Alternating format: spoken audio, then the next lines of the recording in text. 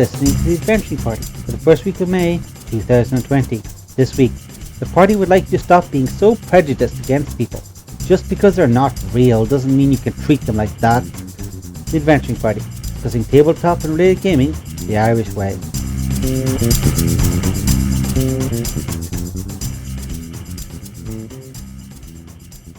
Welcome to the party. I'm Shane.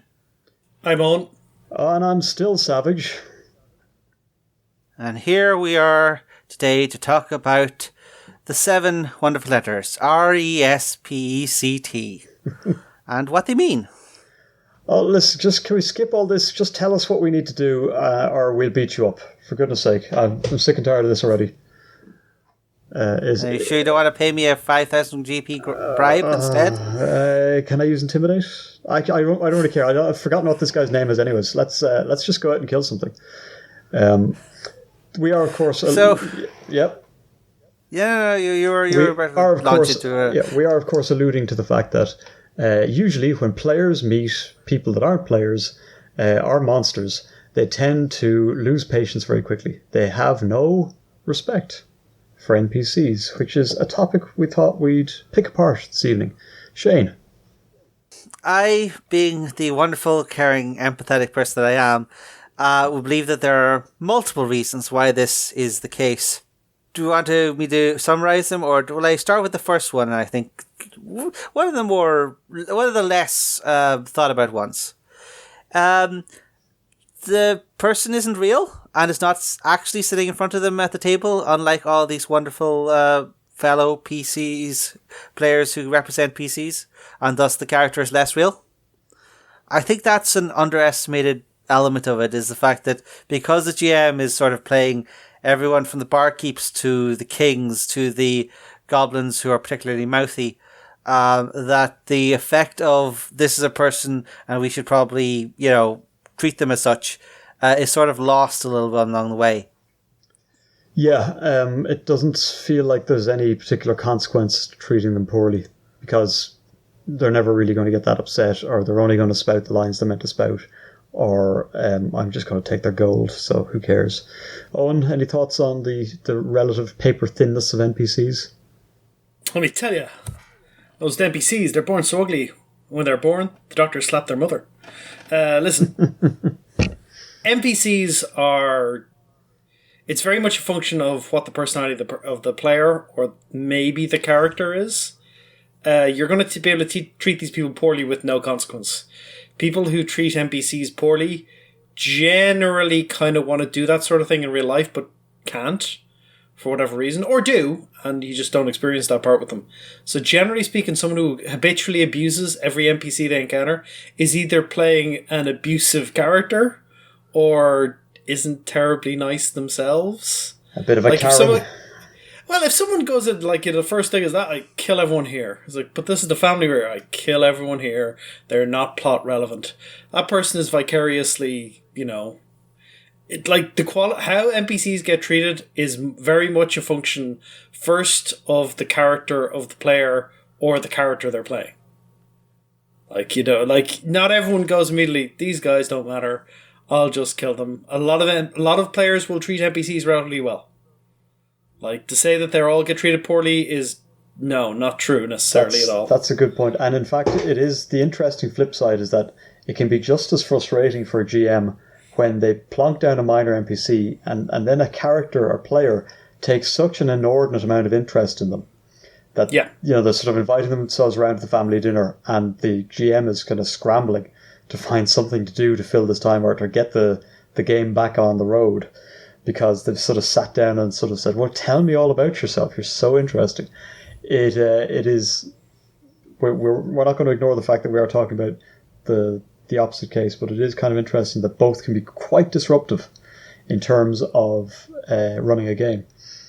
But yeah, it does come down to, in some cases, what the players are bringing to the table in terms of how they like to treat people. The second major one for me is that GMs...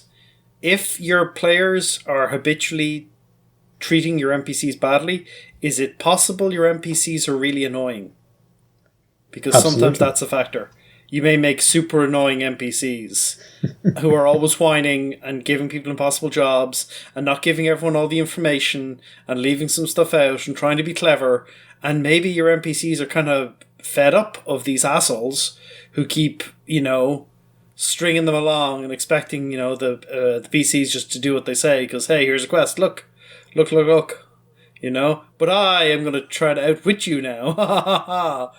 If I ever run Shadowrun, yes. I think I would actually have the Mr. Johnson show up, pay them what he promised he was going to pay them, and just leave without any repercussions, and just screw with my players' minds doing that, because the tropes of NPC betrayal are they're thick on the ground in the whining threads of every internet forum out there. You just read my mind, Shane. Yeah, Mr. Johnson is the classic annoying NPC who, as Owen says, doesn't give you all the information, is constantly trying to one-up you or screw you over. And yes, it's like, his name is Mr. Johnson, can't trust him. It's just, it's not going to go well. I suppose there's this matter of trust that players and GMs encounter. But it's not just trust, though. A lot of it is just simple obfuscation.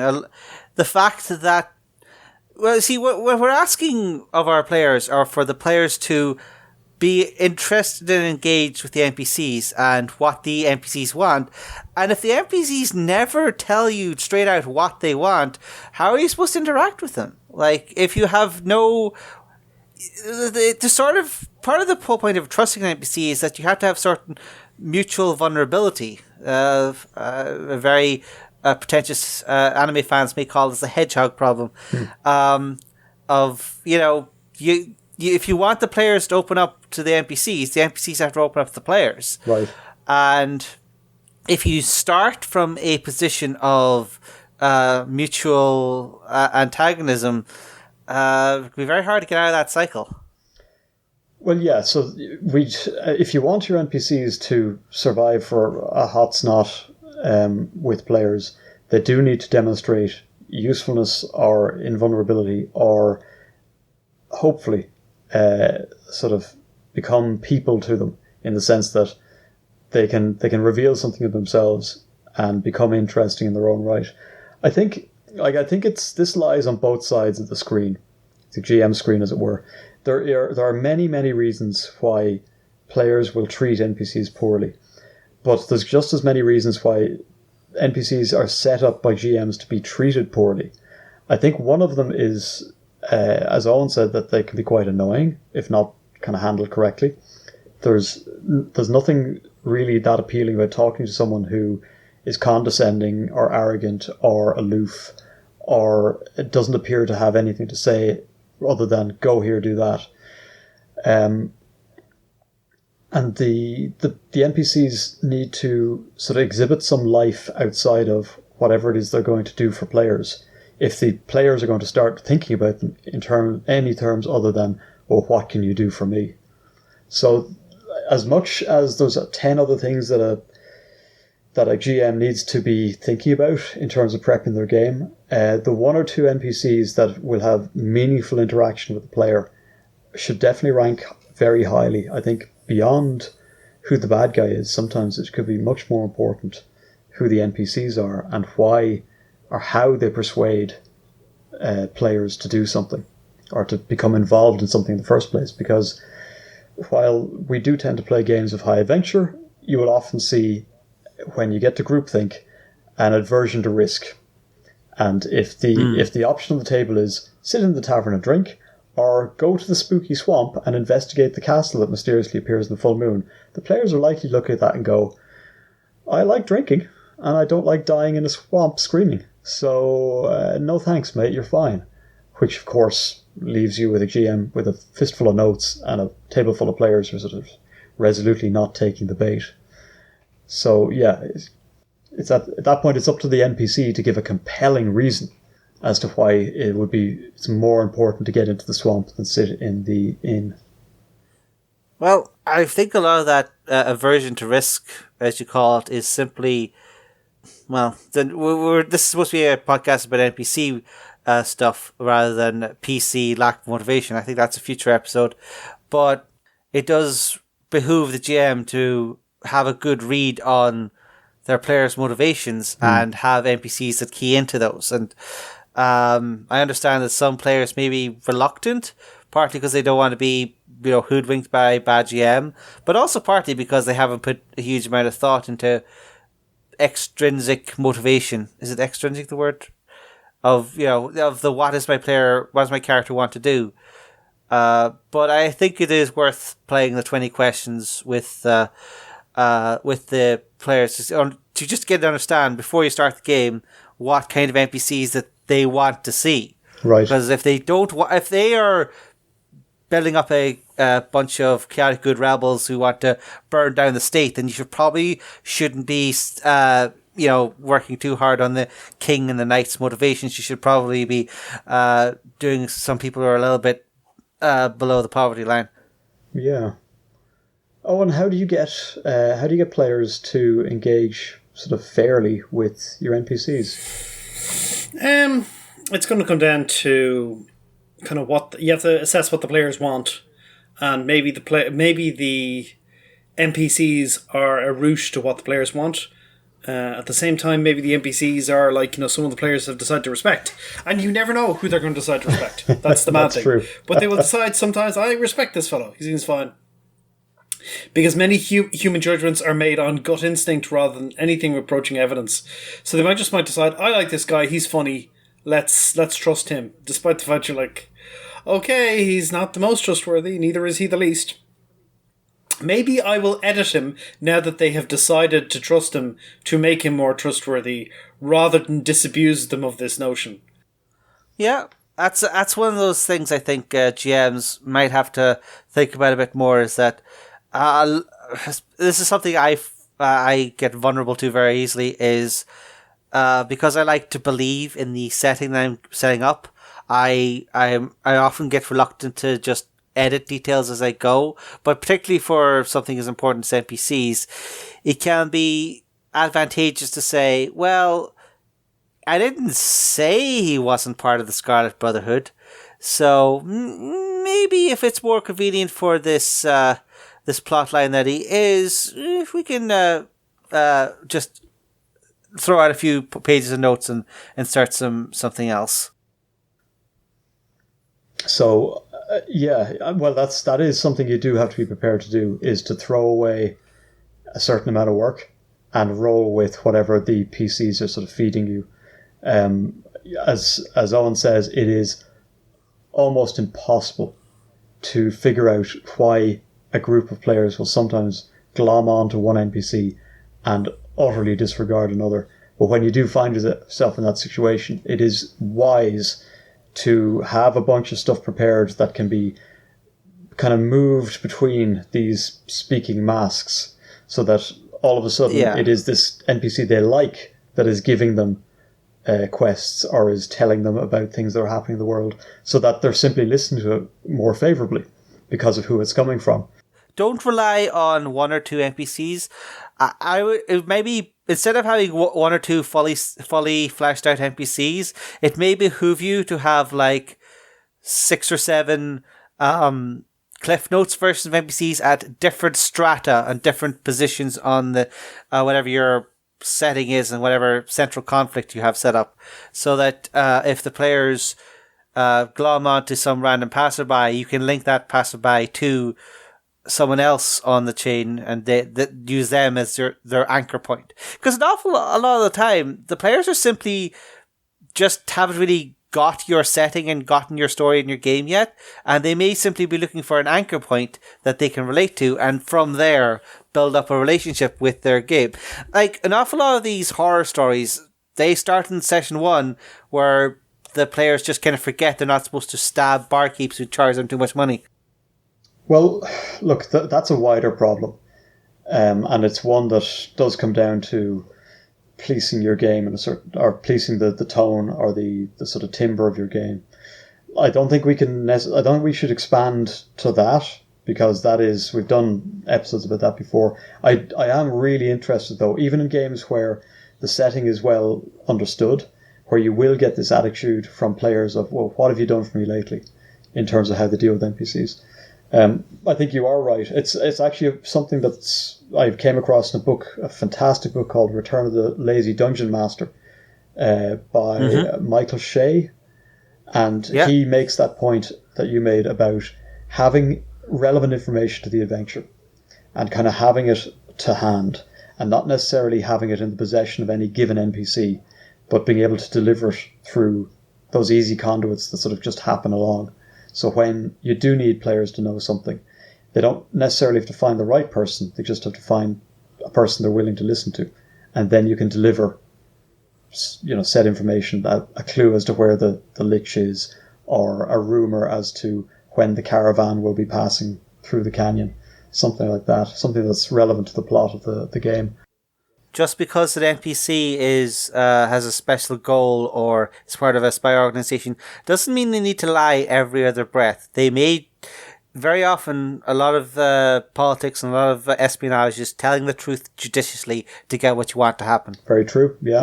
If a GM is inclined to lie through their NPCs, then what they're going to get is distrust. That's the Mr. Johnson problem in a nutshell. And you can expect no less. I think it's much more useful to never really put what NPCs have to say to the test, and rather use them to demonstrate things that are true.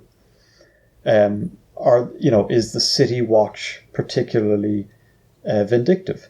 Show that through City Watch's interaction with an NPC before the players fall foul of it. Is the Lich incredibly ruthless? Show that by having them kill an NPC rather than kill a party member. And the NPC might be part of a group that the players then feel indebted to or sympathetic towards because they've seen an NPC of that group suffer. So they can be quite useful conduits for information even when they're not speaking. Another a great way to use NPCs that may or may not garner respect, but at least gets players to sort of think about them outside of what can you do for me, is to have them tag along on something and demonstrate that they're willing to put their skin in the game. Like I've taken very annoying quest giver NPCs, contrived to have them sort of find themselves in peril, have absolutely none of the skills the party have, yet are willing to fight their corner until they go down. Two things happen. In the moment, the PCs go, oh crap, that's the guy who's going to pay us. Better get him back on his feet, keep him safe. And later on, at least a few of them tend to go, you know what? He's okay. He put his life on the line. He fought when he didn't have to fight, or he gave it his best even though he wasn't up to the mark. I think I can kind of respect that. It's a fascinating thing to watch, because nothing has really changed about how annoying the NPC is, or what they're doing for the players, which is delivering quests and loot. But all of a sudden, by sharing experience with them, they become much more fully realized in the eyes of the players. Yeah, it's quite true. It's a very different feeling from the, oh, I'm this great 17th level paladin on my tower with my giant armies of dragons, and I will send you lowly 3rd level scum off to the poop dungeon of Gargle's armpit to deal with some minor orcs. Whereas if you have Noddy the caddy with a sharp stick, they'll probably fall in love with Noddy a lot faster than they'll run in with the Paladin King. Owen, your NPCs have presented us with a quest, and I kind of pipe up and go, well, why doesn't some bigger, badder adventurer deal with this? Why us? You should definitely have had a thought about that before you offered them a quest. Yes. Why isn't this guy doing it? I've seen some incredibly lazy writing in some published adventures where I'm like, why isn't this guy doing it? It's like, because the elves go blind if they go near this place. And you're like, yeah, really? Like, these guys they're marvelous and brilliant, these elves, they're so good, but they just can't do it because they're like, really? Yet they live here. I'm not genuinely sure that I believe these guys. I think, maybe the writer's got a big fondness for elves and it's like, oh, it's only because they don't have a thing. And I'm like, There was one adventure I was reading, and the first third of the adventure was basically you had to play grab ass with the elves for effectively 2 or 3 sessions until they let you go do the thing. And you're kind of like, you have to do a dance contest and you have to do a thing. And the wrong kind of party would be, this is such stultifying nonsense. Why can't these guys do it? Oh, they're not allowed, they can't go there because they'll go blind.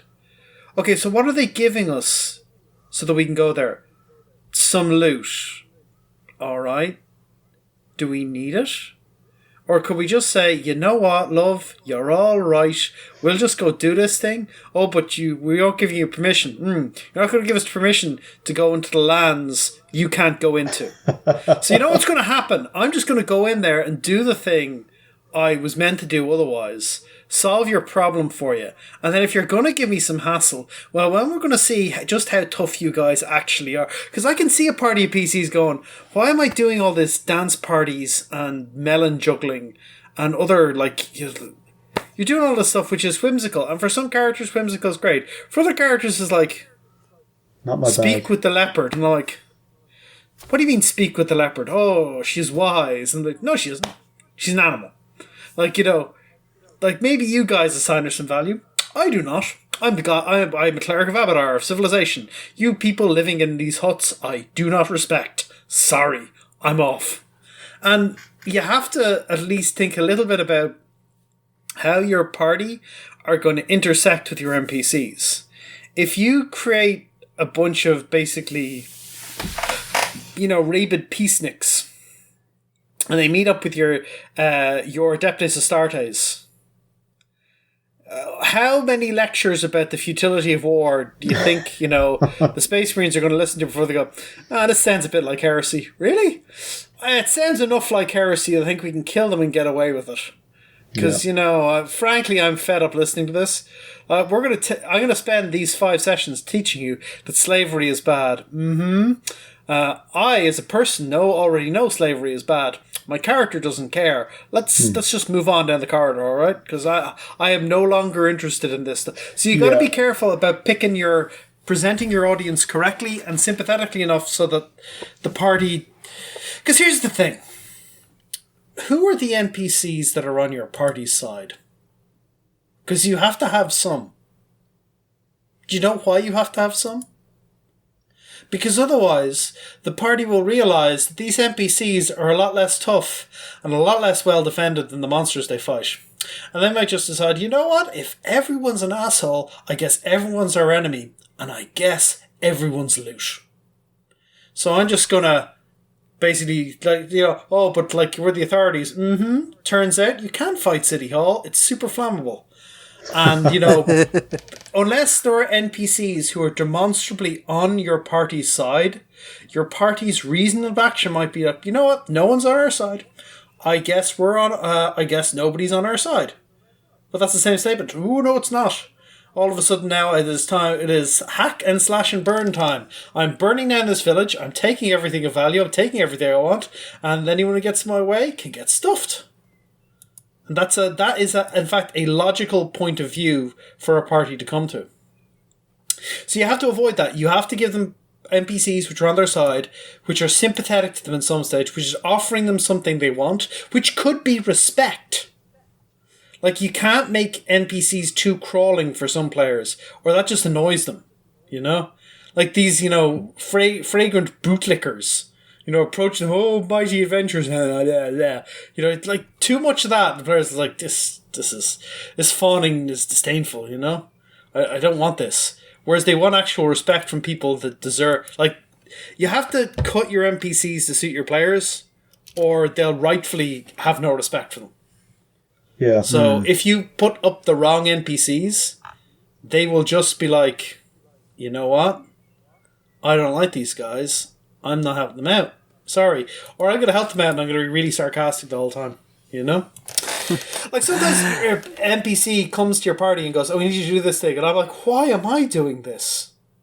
Like, why do you think I have the skill set to do this stuff, you know? Beyond I'm a PC, you know? It's like... But that word respect, I think that plays very nicely with what you've talked about there. Asking for somebody to do something. Why will I do it? Well, I respect them.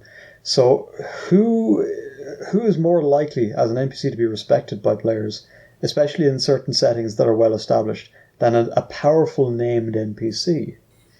And that there's a lot of sort of built-in gravitas and importance with these people. I'm thinking of the Elminsters or the Judge Dreads of any given setting. And you might say to yourself, well, why don't they do it? I mean, if it's so important that it needs to get done, why don't they do it? The theoretical reason for that is because they're doing more important things and they need someone to handle the little details. And that doesn't read well to a lot of people. They don't like they're in it for the aggrandizements of their characters and to be told explicitly that they are but a small cog in the system of this universe might not read but well they're to them. 6th level, so I mean they have to accept that they're, as the same way that there are certain creatures they shouldn't go and take on immediately, there are probably certain tasks that are beyond them. But I do like the aspect of that says you will earn the respect of a powerful NPC. And that powerful NPC might simply, as justification for, well, why don't you do it? They might say, well, yeah, obviously I could do it. It's peanuts to me. But we have been watching you, and we want to see if you're worthy. We want to see if you're any good. They're setting a challenge, essentially. I think most players will respect a challenge has been issued. And instead of simply turning away from it or deciding to victimize the weak, they'll say to themselves, I'm being asked to measure up here. Let's see if I can do it. I think I can do it. I'm bloody well going to do it. I'm not going to let myself be sort of laughed at by the Captain Space Marine or the most important wizard of the coast. So I think there's something very useful, and it contextualizes what they're doing. It presents a powerful NPC in a sort of a way that they can kind of engage with without being confrontational. And it issues a challenge, which I think is when most players show up to the table. We were discussing this at the start, Shane, and as you said, most players don't really have goals. Their goal is to play.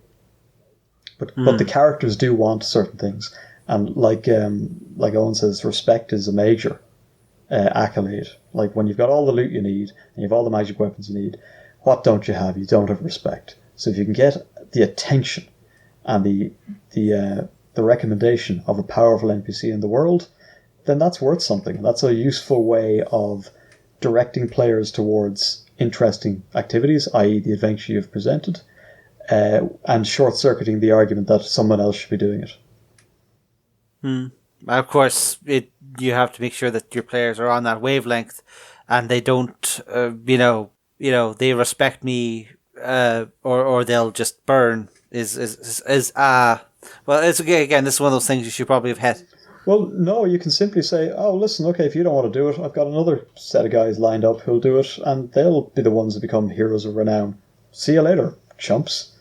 It might make for a short session that week, but if the players have invested enough of their time and effort into the game to create characters, get some grasp of the setting, and set out an adventure, and then turn away from the call for adventure, that's nothing to do with your NPCs. That's to do with your players. And as always, we recommend adult conversations in addition to all of our passive aggressive advice. Before we finish up, do we want to maybe talk a little bit about mechanics and how they can cause NPCs to lose respect? I don't know. What's on your mind on that one? Well, I'm just thinking about stuff like, let's just go base level here. Why would you not just stab people randomly in the street in real life? Well, it's because you'd be afraid of being ostracized from society, right? Right now, quarantine. Yeah. Yes, you become an outlaw, and the origin of that word is very instructive. You are considered outside the law. Anybody can do anything to you, and there will be no repercussions. Okay, but why do I need the protection of the law? I'm level 10 and the police are level 2. It says so in the back of the monster manual that all guardsmen are level 2 and they can't protect me from anything and I could murder them with the hundreds. and I don't need food or water or shelter because we have a wizard that can cast all the spells. I don't need society, and that's one of those things that that can be for some people part of the power fantasy of being a totally self-sufficient unit that does not need to listen to someone. And if the game mechanics encourage that and allow you to pursue your goals, which is get more loot out of the dungeon, without referring to society, then a lot of the things that keep people... that I'm sounding very, very cynical right now. Well, okay, this is an extreme question, but you can then expect an extreme response. What's the loot for if no one will take your coin? Score. It's my high score. I totaled it up. Then you're pretty much the villain of the piece. If your aim is to sit upon a mound of gold in a layer removed from society, then you're essentially playing as a dragon or some sort of dragon analog, terrorizing the countryside. What you can expect to arrive on your doorstep are adventurers. True. If you're a big enough threat, universe is self-correcting. Like, the thing is, if someone is that big a problem, like, it's high-level adventurers in general in wars. Like, why don't they just dominate wars? And it's like, well, the reason is usually because the other side has to have high-level characters as well. Or it's not really a war, it's a really one-sided police action. Like, that's... If you see players going completely feral, you're going to have to generate some consequences for them. And those consequences may be a different party of adventurers hired to kill them. And that may be what you have to do. It's very rarely that bad. If it's that bad, you've got either toxic players or you have generated this toxicity by making everybody unpleasant. You have to think about that. But let's steer into it and then start to think about, well, what kind of NPCs can you present that these players will engage with beyond stabbing and taking their stuff? Well, it'll be the ones that can do something for them that allows them to remain as autonomous, as ultra-autonomous as they wish to be. So it'll be the ones that can provide a safe haven, a lair. It'll be the ones that can teach them secrets that lie well outside the norms of society, say lichdom, or the secrets of interstellar travel, or a magic that allows them to pass without trace so that they don't have to worry about being seen as they go about their business. Like there are still things, if you want to steer into this wild sort of hillman, feral sort of thing, and remember, this is a group. At what point do they start to turn on each other if they're this committed to this sort of ultra autonomy? But I think a GM can still probably find interesting people for them to talk to or interact with if they just sort of think about dressing up their characters' wants and motivations as NPCs. Because NPCs at the end of the day are simply speaking masks that a GM gets to wear. And usually they have a very specific job. I mean, beyond the sort of minor NPCs that you might simply conjure on the moment, most NPCs have something very specific to do, which is deliver a plot point, or deliver a consequence, or deliver loot, or deliver some sort of motivation. These ultra-autonomous players, have they got families that could be hostages? Because they'll usually write, oh, my parents are dead. Okay. Well, what about your sister? What about the place you come from? Let's put that to the sword because you're such an arsehole. Let's see what it takes to get you out of your nest and into a position of vulnerability. Like there's lots of things that can be done, but this is as toxic is not an inappropriate word here, as Owen has said. Like that's again a major problem with your game. I think we should concentrate on NPCs as part of a game that is running fairly smoothly, but is not without error, and we can potentially correct some of those errors by thinking about how we use our NPCs. Give them a little bit of life, give them relationships to each other, which players can learn about and potentially exploit or maybe nurture. As many sociopaths sit down at the table, there's going to be a matchmaker or two. Like, who doesn't delight in organising a wedding?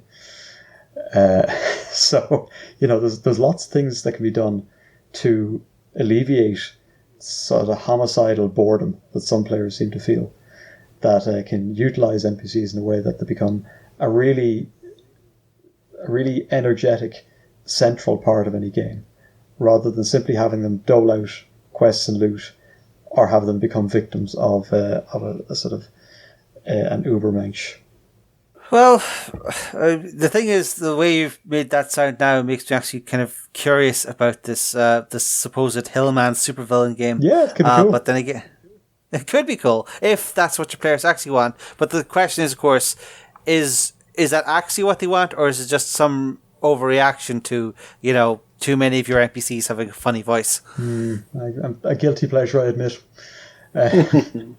Okay, so Owen, any final thoughts? Cut your cloth, suit your measure. If you find there's an NPC that just annoys your players, change tack, put in a different NPC. Be flexible about stuff.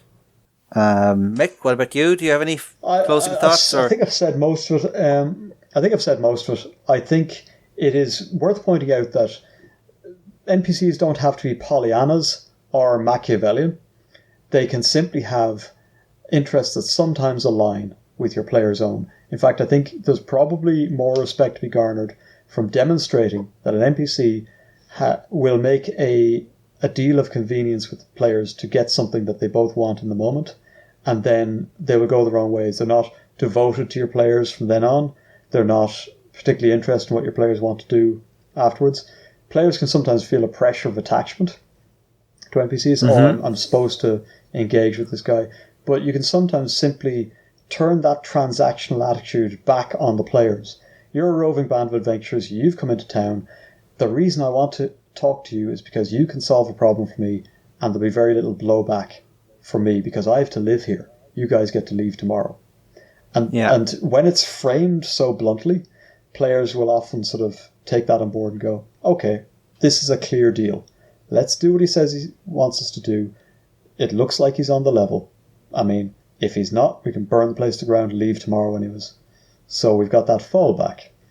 But yeah, think about the matrix of relationships NPCs have to each other. It's often much more interesting for them to tell lies about each other than simply tell truth to the player. And and as soon as the players pick up on the fact that someone's lying, they'll become, I think it is just natural human curiosity. What are they lying about? What is the truth? Why are they lying? There's oodles of game to be had just from that before you've ever left town. Okay, that's me. Well, as I think we very wisely say almost every game, don't be afraid to talk to your players. Don't be afraid to ask them what kind of NPCs you want to see, what kind of NPCs will turn you off, and don't be afraid to put up with things like, okay, why do you think stabbing is the correct way to deal with the situation? What are you getting out of stabbing that you're not getting out of talking? Just don't be afraid to have the conversation of what an NPC means to your players and what you should be doing to get them to engage. It's just a conversation you have to have sometimes.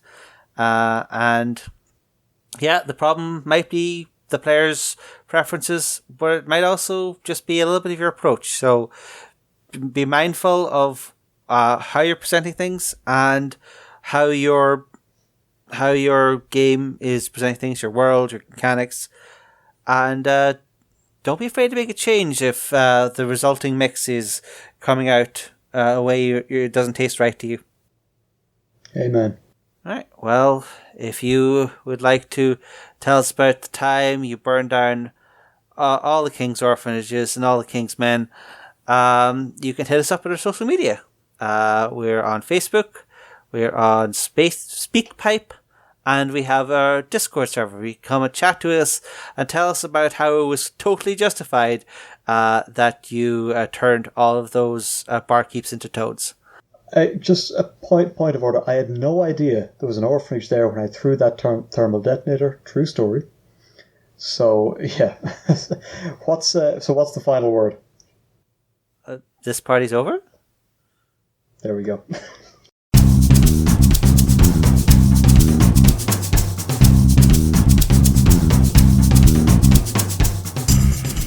for listening to the Adventuring Party. You can find show notes and links to things we've mentioned at www.theadventuringparty.net and on our Facebook page. You can leave comments there or talk to our Twitter account at AdventuringPTY, or you can record a voice message at www.speakpipe.com/theadventuringparty. Hosts can be contacted directly by email at Owen, Savage and scar@theadventuringparty.net. If you'd like to be in touch with the party all the time, come join our Discord server, linked in the show notes. The Adventuring Party is released under Creative Commons Attribution Non-Commercial Fair Like Person 3 License.